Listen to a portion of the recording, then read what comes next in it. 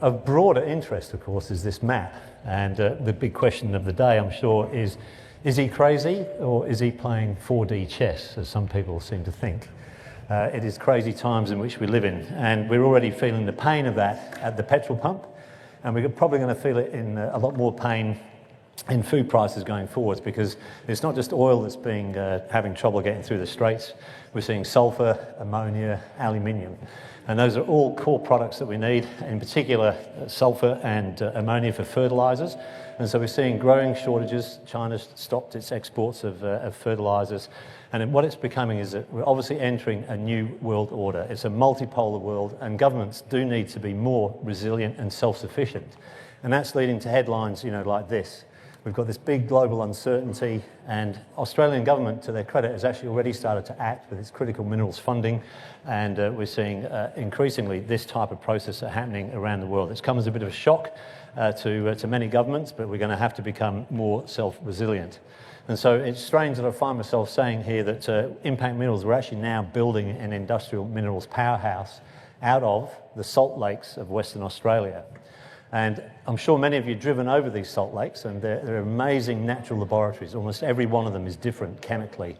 And we found a group of them in Western Australia in which we can produce high purity alumina and also potash. Now, in order to be able to take the material out of those lakes and turn it into this, if anybody knows what this is actually the Las Vegas dome. And that dome is covered in 1.8 million LEDs, light-emitting diodes, and behind every LED is a wafer-thin piece of sapphire. And sapphire, artificial sapphire, is a form of high-purity alumina. In order to be able to do that, we believe that the future is not actually about the mining, that's the easy bit, it's all about the engineering and getting these products into market. And we believe that the first cab off the rank for us is to actually transform the production of HPA globally by being the lowest cost producer by a very significant margin. So I'm going to educate you a little bit today, if you don't already know, about high purity alumina. We're going to look at our fast to market strategy, which came about from an acquisition that we made of a processing technology last year. And we'll finish off with an emerging discovery that we've got in the potash business and production of hydrochloric acid. That's a new emerging story for us out of the lakes, and we'll show you where the value lies at the end.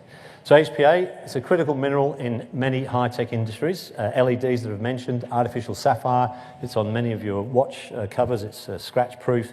It's used in defence applications, again rather topical, missile tips, jet fighter windows, etc. Advanced ceramics, probably going to be the first recipient for my artificial hip. It's biocompatible.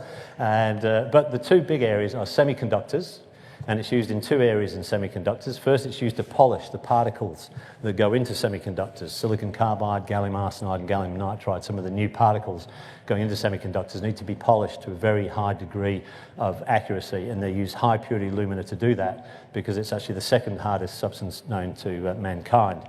It's also used extensively in the battery market. Not so much now in the EV market, but in particular in battery storage, large storage capability, which is being built out massively in the US, and as we move towards energy self-sufficiency.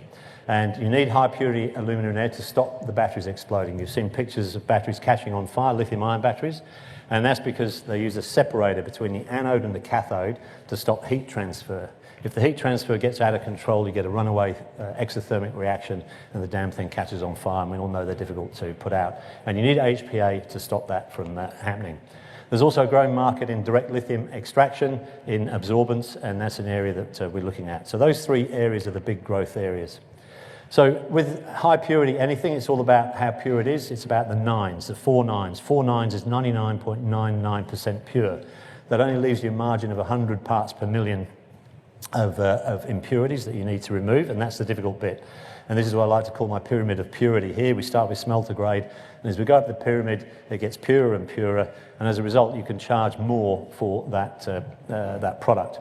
So we're mainly looking at the volume in the 3N and 4N space. You get incredible margins in the 5N and 6N space, but there's not much volume there. So you really need to enter the 4N and 3N space. Our competitors in the market can only enter the 4N because of their high production cost. We believe that we can enter into the 3N space, which is much larger and just potentially as profitable. So it is a great space to be. Now, with all those industries I've just mentioned, we are actually seeing a global undersupply emerging in the next couple of years. This is a graph from one of the two listed companies that do HPA on the ASX, that's AEM, and probably in the next couple of years we're going to see an emerging supply deficit. AEM is run by Richard Neville, who did very well in the lithium business. You might have heard of him, Orocobre through to Livent, great takeovers. And he believes that HPA is the emerging lithium of the next decade. And we saw how lithium use went to tenfold in that decade. He believes HPA is going to be the same. So there's plenty of space for us to move into that business. And we believe that we can revolutionise HPA production and become a dominant global supplier in a very short period of time by 2030. And we're going to do that by demonstrating that the pilot plant that we bought last year can actually be expanded to a demonstration plant and prove that we can make small modular plants anywhere in the world at any time, provided that we have orders there. And on the addition of that, as part of the critical minerals approach from the Australian government, we are the recipient of a grant for membrane technology to implement into our flow sheets. We're doing amazing work at Edith Cowan University on the back of that, world-class researchers who are taking membrane technology out of the water treatment business and bringing it into the mining industry. It's going to be a hell of a 3-year ride. So we talked about being the lowest cost producer. This is what we call the cost curve analysis, and what we've done here, we've jumped into the future a bit. On the bottom of the axis here, we see the global market for HPA, and on the left-hand axis, we see the cost of production, and there's a dotted line across the top. And that's the price that we use in our pre-feasibility study. And what we see on the right-hand side there is South Korea and Japan are the current dominant producers, very high production costs because of their method. We have Alpha HPA and AEM, lower costs from their hydrometallurgical approach, and we have cheap Chinese HPA. China imports high-quality HPA, it does no export, and it is no threat to the HPA industry globally. And in poor old Impact, down at the left-hand side there, we're in that lowest cost decile even, and it could be even lower. So here's our Lake Hope project. It's about 500 kilometres east of Perth, and in the top 2 metres of that lake, based on the PFS, we have about $15 billion worth of HPA, and an in-ground value, net present value, which would mean what it's worth to us right now, of $1.2 billion Australian. It's an incredible deposit. We're just going to dig that up and ship it out to Perth. It's in a joint venture. This is how we drilled out $15 billion worth of HPA with a rubber mallet and a plastic push tube.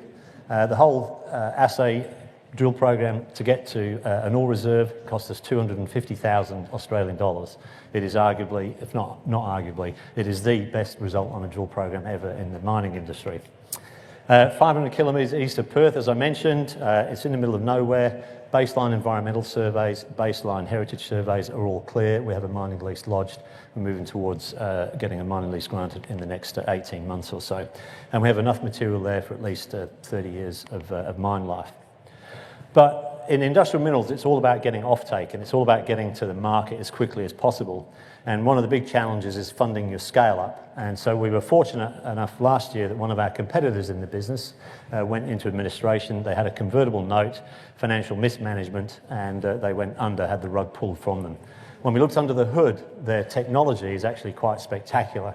And by a sheer quirk of nature, the material that they're using as a chemical feedstock for their pilot plant is actually the same minerals that we have in our lake. And so it was a very natural addition to the two of them. So in a very short period of time, we were able to purchase a pilot plant that was 80% complete, an analytical laboratory, IP, patents and trademarks globally. We spent that time since then getting that pilot plant up and working. We're now in a position that one of the very few companies anywhere in the Western world that can produce HPA at will, certainly not at the moment in large quantities, but that is coming. The plant is operating in batch mode, and we can produce material. We've sent that off to a battery technology company in the US that's helping develop that material now for the battery marketplace. But here's the big thing. I think we got an absolute bargain. An absolute bargain. It's one of those engineering stories. So what happened was we were having trouble getting the solvent to mix, and so this hasn't been designed very well. Well, why don't we just turn the impellers upside down? They turned those upside down and they got 10 times the throughput. And so a plant that was originally scaled to be about 20 tonnes looks like it could be 200 tonnes at least. To put that into perspective, to get to that position, we need to scale up at the back end and do some CapEx studies to do that. We believe that the cost of doing that to get to the same positions of our competitors will be 1/10 of the CapEx. 1/10. That's an extraordinary number, almost as unbelievable as the return on our drill program in Lake Hope. So put the two together, it's going to be pretty exciting. So we believe that because it's modular, we can build these plants anywhere, and we've already identified the US. We have US investors in Illuminous technology with us, and we're looking to accelerate entry into the US marketplace, both on a customer basis and also potentially for a listing further down the track on the back of the US Defense Department of War, really hammering down now on critical minerals. They've just set up a credit fund to help support mineral development and mineral processing onshore in the US, and we hope to be a recipient of some of that as we move forward. So we're looking to try and list in the US a lot quicker. Once we get there, because I said, if you remember, that the 3N space is a much larger business, so we've discovered that a lot of the 3N people actually want to get into the 4N space, but it's too hard, too difficult. And so we believe there's a natural merger to be happening somewhere down the track where we will buy customers rather than actually go and find them one by one and build up on our business from that. That'll be the build out, and then looking for a NASDAQ uplift within the next couple of years. And so right now we're trying to get that pilot plant operating in continuous mode. We're going to demonstrate to everybody once we get the numbers that we can do this 10 times scale up, and at that point everyone in the HPA business globally is going to sit up and take notice of what we're doing. We're accelerating the result of that, our entry into the marketplace, handing out the material. We've got our first serious indication from Europe, just appointed a marketing agent there, and so we're rapidly on the way to getting ourselves commercialised. And we believe that after a very short period of time, we're going to be able to build our first commercial plant as soon as late next year, or certainly by 2028. So we're building this new kind of resource company. We're transforming Australia's mineral wealth into high-performance, high-purity products through innovation, discipline, and strategic execution. So where does the value lie? So you've all probably seen and heard about the Lassonde curve. We are sitting right here in the trough of development, as I like to call it. It's a climb out from here, but we have a very clear business plan. It's probably predominantly about strategic execution rather than technical risk at this point going forward. So we believe the value is going to be there over the next 3 years. So if we look at our competitors, Advanced Energy Minerals, they listed in December. They've actually been going since 2015, built on the failed carcass of another HPA wannabe producer. Richard Neville came in, transformed it. They've got about 2,000 tonnes per capacity. Interestingly, to expand, it's going to cost them about $100 million per 1,000 tonnes of HPA capacity. So go from 3 to 6,000 tonnes, it'll cost them $300 million. Market cap's around about 300 million. Alpha HPA, market darling over the last decade. 2017 they started, they were a junior company like us. Reached a $1 billion market cap. They've come back now because they are now scaling. They're in their trough of development. They're scaling up to 10,000 tonnes per annum of production, but somewhere between 27 and 31. 31 is when it's supposedly finished. They're also operating about $100 million per capacity, per 1,000 tonnes of capacity. Poor little old Impact, we've only been in the game 3 years. 2023, we're going to have 200 tonnes capacity, we believe, by the end of this year. Lowest cost producer in the world, and we're going to be able to build our first commercial plant, 2,000 tonnes plus, at a fraction of the cost of anybody else in the world, as early as late 27. And we are 1/10 the market cap and 1/20th of anybody else in the space. So that's where the value lies. A quick side on the potash and hydrochloric acid. We discovered another way of taking these clays, heating them up and melting them basically, and getting potash, sulfate of potash, high-grade fertiliser, and hydrochloric acid as two products. We've identified the salmon gums area north of Esperance in there because it's adjacent to the goldfields, which has a big shortage of acid, and we can provide hydrochloric acid there, and also SOP, sulfate of potash, out into the goldfields. And there's going to be enough material there for export. It's an emerging discovery. You should keep your eye on it. We've spoken about our legacy exploration assets. I only put this in here today because we've had a spectacular drill intercept. We've opened up a new area for exploration. Conoco are the key players there, so you should take a look at what they're doing. And we've got some great news to come from Broken Hill. Share price 5 cents, market cap $26 million. We have $3 million in the bank. We're going places very fast. So please come with us on the journey. We aim to be one of the lowest cost, if not the lowest cost producer of HPA globally. We have this unique deposit in Western Australia.